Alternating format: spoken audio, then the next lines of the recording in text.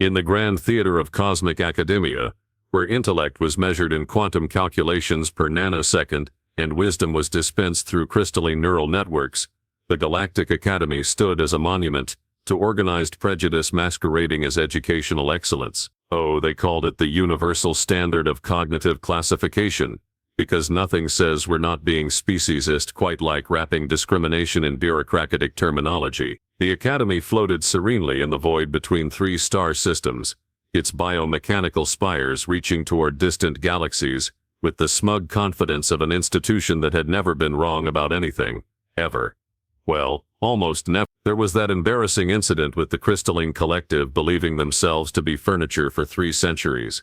But the Academy's historians had cleverly filed that under philosophical exploration of object permanence. At the apex of the intellectual food chain perched the ethereal consciousness of Andromeda Prime, being so advanced they had transcended physical form entirely, existing as pure thought wrapped in condescending energy fields. They served as the Academy's theoretical physics professors, naturally, spending most of their time contemplating the mathematical beauty of their own existence, while occasionally deigning to explain quantum mechanics to lesser beings through interpretive light shows. Just below them strutted the hexapodal engineers of Beta Centauri, whose 6-armed efficiency had built 90% of known galactic infrastructure. They taught practical applications with the enthusiasm of a species that had never encountered a problem they couldn't solve by adding more arms to it. Their motto, roughly translated, was, "Why think outside the box when you can build a better box?" The middle tiers housed a delightful menagerie of cosmic talent.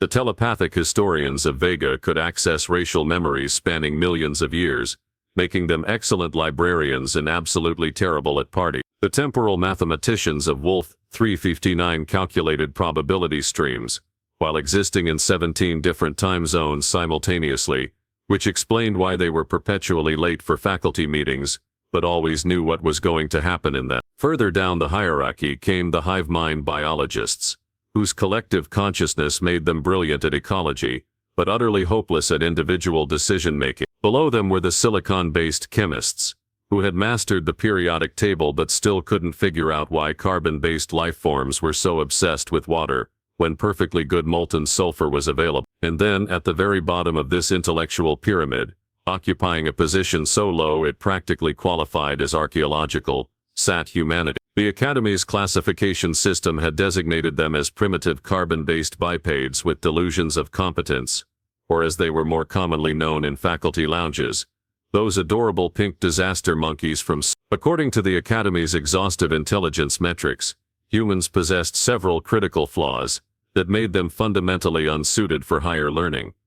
They were mono-minded, a quaint limitation in a universe where proper thinking required at least 7 parallel thought processes. They were chronologically linear, trapped in their primitive perception of cause and effect sequence. Most damning of all, they suffered from what xenopsychologists termed emotional contamination of logical processes, which was academic speak for they let their feelings get in the way of proper thinking.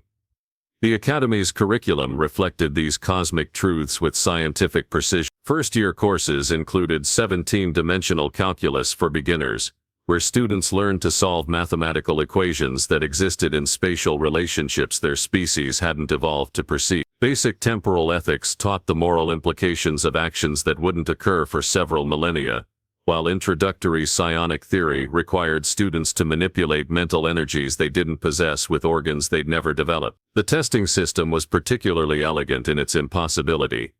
Exams were administered through direct neural interface, requiring students to download information faster than their synapses could process it, then regurgitate answers in frequencies their vocal cords couldn't produce. The grading rubric evaluated responses across 47 different dimensions of meaning, including several that were still theoretical.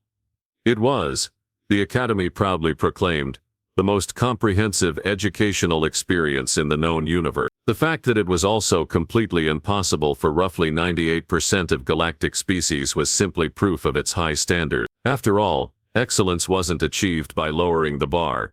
It was achieved by building the bar so high that only the truly worthy could see it with their advanced sensory organs, which made the presence of a human in the Academy's hallowed halls something of a cosmic joke. Not the funny kind that beings shared at parties, but the uncomfortable kind that made administrators develop nervous tics and question the fundamental nature of reality. The human had arrived through what could charitably be called a clerical error, though cosmic bureaucratic nightmare was probably more accurate. Somewhere in the vast machinery of galactic administration, a form had been misfiled, a species code had been transposed, and a translation algorithm had suffered what could only be described as a complete mental breakdown. The result was an acceptance letter sent to a being whose species was theoretically incapable of understanding the letter, much less the education it offered. By the time anyone noticed the mistake, the human had already paid the enrollment fee, apparently by selling something called cryptocurrency to a bewildered Andromedan merchant,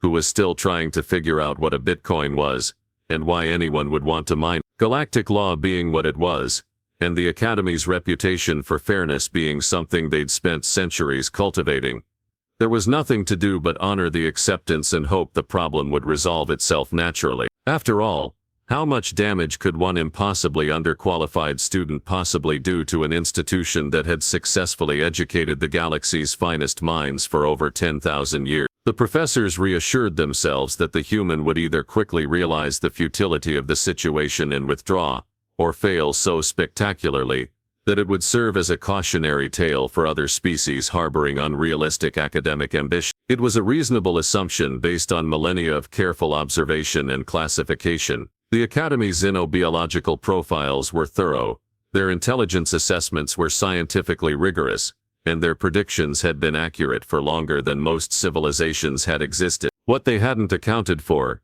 in all their infinite wisdom and cosmic understanding, was the one variable that had never appeared in any of their equations: human stubbornness wrapped in a complete inability to understand when something was impossible. The humans' first day at the Academy began with what would later be classified as the Great Orientation Incident, though at the time it seemed like nothing more than a minor translation error, involving a bipedal primate and a 17-dimensional welcome pack. Professor Valix, a distinguished crystalline from the Andromeda Collective, had been assigned the unfortunate task of explaining Academy protocols to the new student. As a being of pure electromagnetic consciousness housed in a lattice of living minerals, Valix had assumed this would be a brief, straightforward exercise in delivering bad news to a creature whose neural pathways were too primitive to process it properly. "Welcome to the Galactic Academy," Valix intoned, his crystalline matrix humming with barely concealed condescension. "I am required by institutional policy to inform you that your species rates a 0.3 on the Universal Intelligence Scale,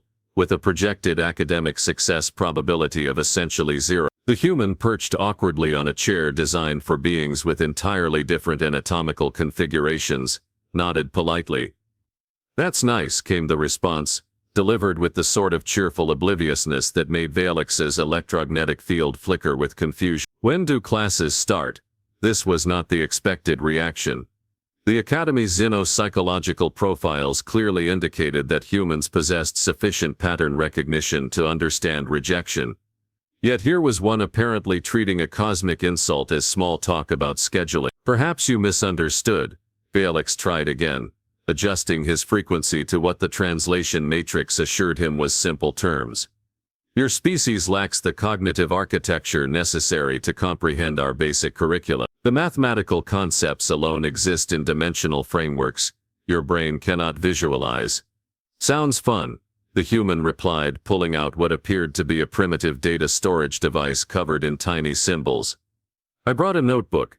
Is there assigned seating?" The disconnect was so profound that Valix briefly wondered if his translation protocols had malfunctioned. He ran a quick diagnostic, confirmed all systems were functioning normally, and experienced something remarkably similar to what humans might call existential dread. Meanwhile, in the Academy's central processing chamber, Dean Orth of the Temporal Mathematics Department was having his own crisis of cosmic proportion. As a being who existed simultaneously across multiple timeline probabilities, Orth typically approached problems with the serene confidence of someone who had already seen how everything turned out. Today, however, every probability stream he examined showed the same thing: statistical impossibility. "The human has enrolled in advanced quantum consciousness theory," announced his assistant, Lex, whose species had evolved from sentient math problem. "Also interdimensional engineering, psionic biology, and something called basic temporal ethics." which apparently they think sounds interesting. Orth's temporal perception wavered. In 17 different probability streams, he watched the human fail catastrophe. In 3 others, the Academy's reputation crumbled, but in one disturbing timeline that kept flickering at the edge of his consciousness, something else happened entirely. Something his advanced mathematical mind couldn't quite calculate. Has anyone explained to this creature that these courses are designed for beings with nonlinear cognitive processing? Orth asked, though he already knew the answer across most timelines. Professor Valek's attempted orientation this morning, Lax reported, his numerical consciousness displaying what passed for amusement among his kind. Apparently the human asked if there was assigned seating.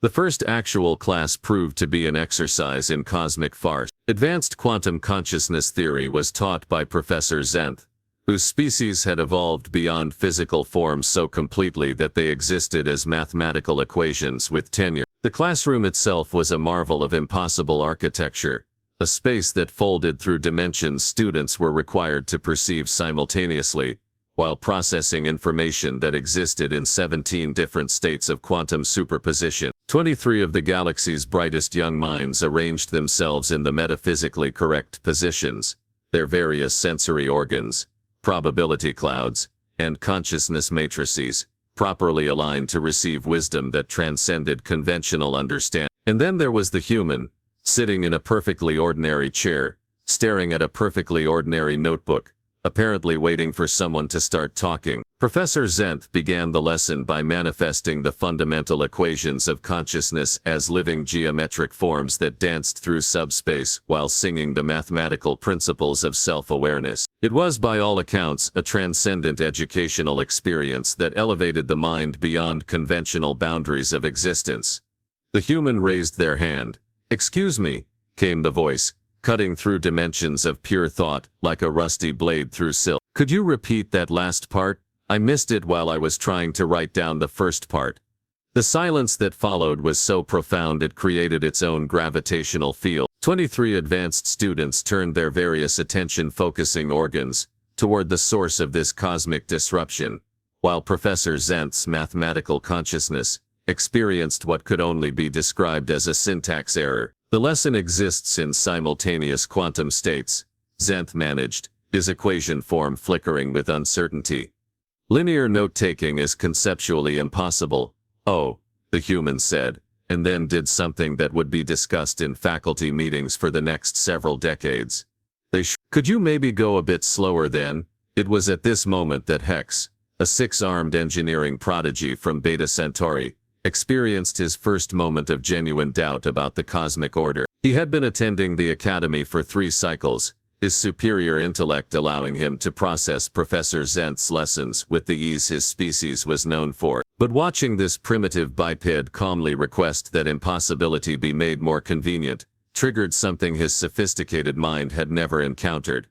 The suspicion that maybe, just maybe, someone else might have a point. The lecture continued, with Professor Zenth attempting to accommodate linear thinking by presenting eternal truths in temporal sequence, which was roughly equivalent to explaining color to someone by describing it very loudly. The human diligently scribbled notes that couldn't possibly capture the essence of what was being taught, asked questions that demonstrated a complete failure to grasp the fundamental nature of consciousness itself, and thanked the professor politely when the class ended. It should have been a disaster, according to every predictive model, every xenopsychological profile, and every quantum probability calculation the Academy possessed.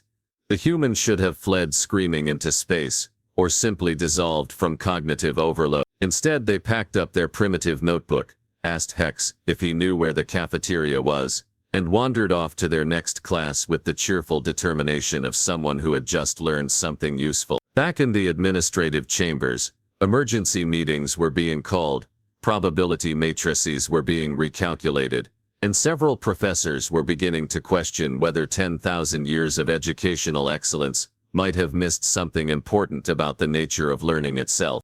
By the end of the first week, the Academy's carefully maintained cosmic order had developed what administrators euphemistically called structural inconsistencies, though complete systemic breakdown would have been more accurate. The human, blissfully unaware that they were single-handedly dismantling millennia of educational theory, continued attending classes with the same cheerful determination that had gotten them this far. The crisis began in earnest during interdimensional engineering, where Professor Gex had been explaining the fundamental principles of folding space through mathematical meditation. The technique required students to visualize 17-dimensional geometric relationships, while simultaneously existing in multiple probability states, a process that typically took most species several years to master. The human, as had become distressingly routine, raised their hand. This might be a stupid question, they began, which immediately put every advanced intellect in the room on high alert, since stupid questions had been theoretically eliminated from academy discourse around the time the first star went supernova. But couldn't you just, bend it the other way? Professor Gex's probability matrix stuttered. I'm sorry, could you clarify what you mean by the other way? What followed was 10 minutes of the human attempting to explain their mental image using inadequate vocabulary, primitive hand gestures, and what appeared to be a drawing that looked like a child's interpretation of advanced topology. By all rights, it should have been dismissed as the confused rambling of a cognitively limited species. Instead, something unprecedented happened. It worked. Not only did it work, but the human's stupid approach achieved the same spatial fold using roughly 30% less energy and requiring only 3 dimensions of conscious perception instead of 7. When Gex ran the calculations through the Academy's most advanced processors, the results were undeniable. The primitive biped had somehow stumbled onto a more efficient method of interdimensional engineering, while apparently having no idea what interdimensional engineering actually was. The news spread through the Academy's communication networks like a virus in a civilization that had forgotten what viruses were. Within hours, professors from 17 different departments were discreetly auditing the humans' classes, ostensibly to observe this fascinating example of cognitive limitations in action, but actually to see if the pattern would repeat. It did. Repeated. In psionic biology, the human bypassed complex mental energy manipulation by suggesting what they called working with what you've got instead of what you wish you had. The technique was so fundamentally wrong that it somehow achieved identical results to methods that required decades of training and specific evolutionary adaptation. In temporal ethics, when faced with a classical philosophical paradox about the moral implications of actions across multiple time streams, the human offered what they described as just doing the right thing and dealing with the consequences later. Professor Excellin, who had spent 3 centuries developing sophisticated frameworks for temporal moral reasoning, watched in horror as this approach resolved ethical dilemmas that had puzzled philosophers for millennia. But it was in basic galactic history that the real catastrophe occurred. Professor Wenks, a telepathic historian whose species could access racial memories spanning eons, had been presenting the standard curriculum covering the rise and fall of 47 major civilizations, the mathematical principles underlying cultural development, and the inevitable patterns of cosmic social evolution. The human, as expected, asked a question that demonstrated their species' fundamental inability to grasp the scope of galactic civilization. But what about all the civilizations that didn't follow those patterns? I'm afraid I don't understand, Professor Wenks replied, her telepathic field radiating polite confusion. These are the universal patterns. All successful civilizations follow them by definition. But what about the ones that did something different and survived anyway? The human press. Patterns are useful for understanding what usually happens. But they're not really rules, are they? More like suggestions. The silence that followed was so complete that several students briefly wondered if time itself had stopped. Professor Wenks, whose species had spent millions of years documenting the mathematical certainties of cultural evolution, found herself facing a concept that had never appeared in any of their racial memories: the possibility that their comprehensive historical understanding might be incomplete. There are, she began, then stopped, accessing memory banks that stretched back to the dawn of galactic civilization. There are gaps in the historical record, civilizations that appear and disappear without following standard developmental patterns. We've always assumed they were anomalies, statistical outliers that proved the rule. Or maybe, the humans suggested with devastating casual insight, they were doing something so different that nobody thought to look for them in the first place. The impact of this observation rippled through the Academy's intellectual ecosystem like a philosophical earthquake. Within days, Advanced students were questioning assumptions they'd never thought to examine. Hex found himself wondering why 6 arms were necessarily better than 2. The hive mind biologists began experimenting with individual decision-making. Even the ethereal consciousness of Andromeda Prime started manifesting physical forms, just to see what they were missing. Dean Orth, watching probability streams collapse into chaos around him, called an emergency faculty meeting. The Academy's greatest minds gathered in the central chamber, their various forms of consciousness radiating concern, confusion, and what some would later describe as academic panic. "We have a problem," Orth announced, his temporal perception flickering between timelines where the Academy maintained its reputation, and others where it became a cosmic laughingstock. "The human is affecting the other students' performance. Their test scores are improving," added Professor Velix, his crystalline matrix humming with distress. "Across all departments, students are finding alternative solutions to problems that have had standardized answers for millennia." "Worse," Professor Gex interjected, "they're questioning the problems themselves." Yesterday, a temporal mathematician asked why we assume causality flows in only one direction. A psionic biologist wondered if mental energy might be just one way of describing something else entirely. "They're thinking independently." The word hung in the chamber like an accusation. Independent thinking was, of course, the theoretical goal of any educational institution, but the Academy had achieved such excellence by ensuring that independence operated within carefully defined parameters. Students were encouraged to think for themselves, provided they reached the correct conclusions. "I've run the projections," Orth continued, his voice carrying the weight of mathematical certainty. "If this pattern continues, within one academic cycle our ranking system will be meaningless. Our curriculum will require complete revision, and our reputation as the galaxy's premier educational institution will be." Every consciousness in the room understood the implications. The Academy had built its prestige on the foundation of cosmic intellectual hierarchy, the unquestionable truth that some species were simply more capable of higher learning than others. If a human, a creature ranked barely above pond scum on the intelligence scale, could not only survive their impossible curriculum, but actually improve it, then what did that say about the intelligence scale itself? "There's only one solution," Professor Ranks declared, her telepathic field radiating grim determination.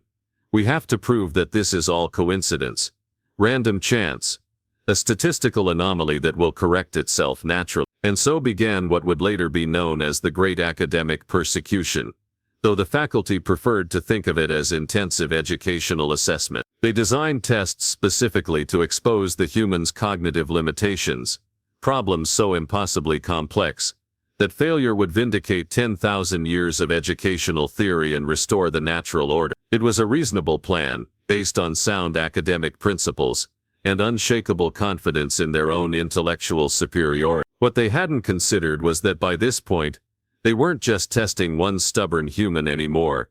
They were testing an idea that had already begun to spread through the Academy like wildfire. The idea that maybe, just maybe, intelligence wasn't about following the right patterns, but about finding new ones entirely. The Great Academic Persecution began on a Tuesday, which was fitting since Tuesdays had always been the Academy's preferred day for crushing dreams and maintaining cosmic order. The faculty had spent weeks designing what they called the ultimate cognitive assessment, a test so impossibly complex that it would require every known form of advanced intelligence simultaneously, while existing in theoretical frameworks that hadn't been invented yet. The human showed up 15 minutes early, carrying the same primitive notebook and what appeared to be a liquid stimulant in a ceramic container. "Is this the big test everyone's been talking about?" they asked Professor Velix, whose crystalline matrix was humming with anticipatory vindication. "Indeed," Velix replied, his electromagnetic field practically vibrating with satisfaction. "This assessment will demonstrate the fundamental limitations of your species' cognitive architecture and restore proper academic order to this institution." "Cool," the human said, taking a sip of their stimulant. "I studied." What followed was 4 hours of the most spectacular academic failure the Academy had ever witnessed. The human couldn't perceive 17-dimensional mathematics, failed to process information in quantum superposition, and completely ignored the sections that required consciousness states their species had never evolved. By every possible metric, it was a catastrophic demonstration of cognitive inadequacy. Then they turned in their test. The faculty had prepared for failure, but what they discovered was something far more disturbing. The human had solved every problem correctly, just not in any way that should have been possible. Where advanced species used sophisticated multidimensional analysis, the human had drawn pictures. Where others employed complex mathematical proofs, they had written what appeared to be stories. Where the curriculum demanded quantum consciousness manipulation, they had somehow achieved identical results, using nothing more than what they called thinking really hard about it.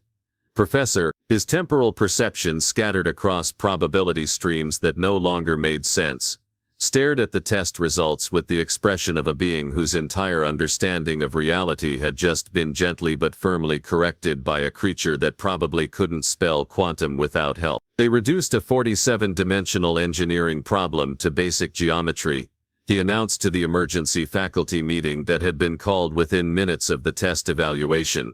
They solved temporal paradoxes by treating time as just another direction you can go. They answered questions about consciousness by describing what it feels like to think about thinking. This is impossible, Professor Gex declared, his probability matrix flickering with denial. These methods shouldn't work. They violate fundamental principles of cognitive process. And yet, Professor Wanks added, her telepathic field radiating something remarkably similar to wonder. The results are not only correct, they're often more elegant than our established solutions. The human treated our most complex problems as puzzles, and solved them like puzzles. The silence that followed was broken by an unexpected voice.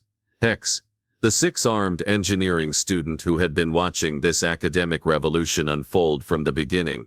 Maybe that's the point, he said, his four upper arms making gestures his species used for deep contemplation. Maybe we've been making things more complicated than they need to be. It was a simple observation, delivered by a young mind that had been trained since hatching to respect the established order of galactic intelligence. It was also, the faculty was beginning to realize, absolutely terrifying in its implications. Over the following weeks, something unprecedented began happening at the academy. Actual learning.